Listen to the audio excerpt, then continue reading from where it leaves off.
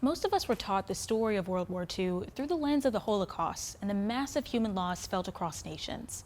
But often the small, anecdotal stories of human perseverance and grit are left out of the larger picture. The National World War II Museum in New Orleans aims to fill those gaps with its newest exhibition, Liberation Pavilion. The price of freedom is never cheap. It cost the U.S. more than 400,000 citizens during World War II. But beneath that figure was an even bigger socioeconomic change that lingers with us today, but rarely do we learn about it.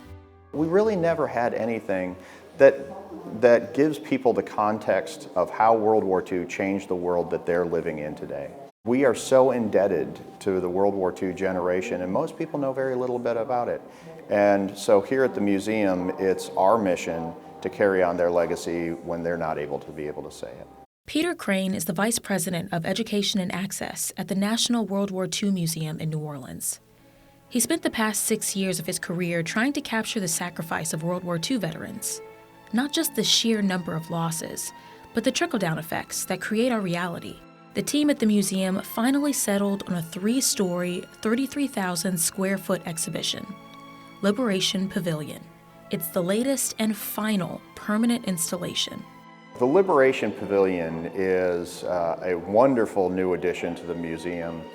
Our mission at the World War II Museum is to tell America's story of the war, why it was fought, how it was won, and what it means today.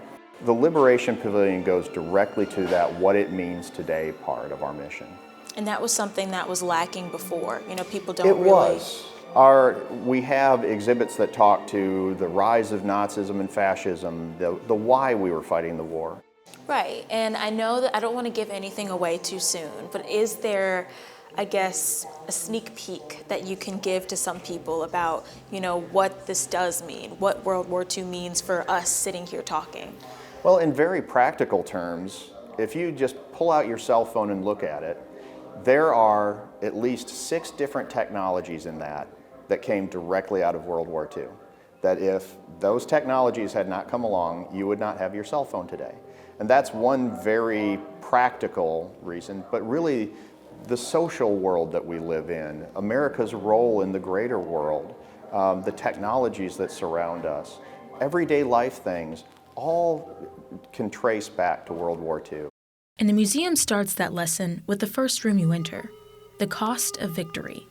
People tend to think in terms of the cost of victory really only in human cost, and which obviously it is. That's why at the center of this exhibit we have the transfer case of an American soldier who's had his family asked that he be returned to Ohio, and this is the actual case that his coffin came home in.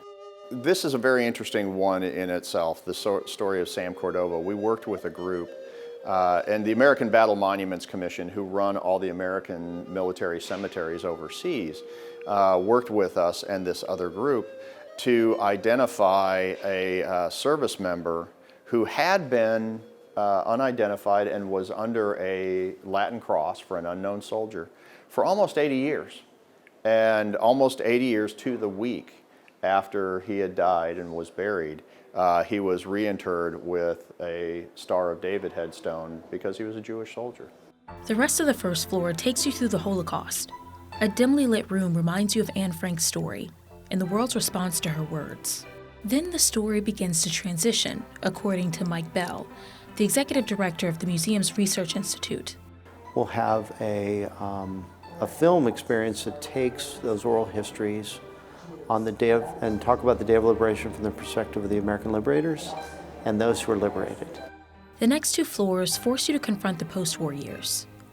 It's about rebuilding the country and how World War II strengthened America's fight for civil rights. The exhibition leaves you with the idea that democracy was, and still is, worth fighting for. What do you want people to take away from this new exhibit? So, in the end, I want people to believe and understand that World War II is relevant, but that related to that is that the success, the Allied victory can't be just taken for granted, but it becomes a responsibility to follow through on that for future generations.